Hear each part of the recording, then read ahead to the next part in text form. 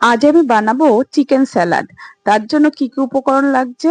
নিয়েছি boneless 200 gram chicken, আর গাজর, capsicum, tomato, শসা, আর টক দই নিয়েছি 200 গ্রাম, আদা, রসুন, কাঁচা লঙ্কা।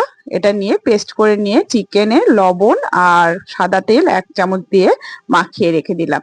সবজিগুলো দিয়ে এবার পরিমাণ মতো লবণ, মশলা আর এদিকে 1 চামচ তেল দিয়ে এটাও মাখিয়ে রাখলাম। এবার প্রিহিট করতে দিলাম এয়ার ফ্রায়ারে। সম্পূর্ণ উপকরণটা হবে এয়ার ফ্রায়ারে। 2 মিনিট প্রিহিট করে নিলাম। এবার প্রথমে চিকেন গুলো দিয়ে দিলাম, দিয়ে 10 মিনিটের জন্য হতে দিলাম। আর 10 মিনিট পর এবার সবজিগুলো এর ভেতর দিয়ে আরো 10 মিনিট হতে দিলাম। এবার দইটা জল ঝরাতে দিয়ে দিলাম ছাঁকনিতে। এবার হয়ে গেছে এটা শটে।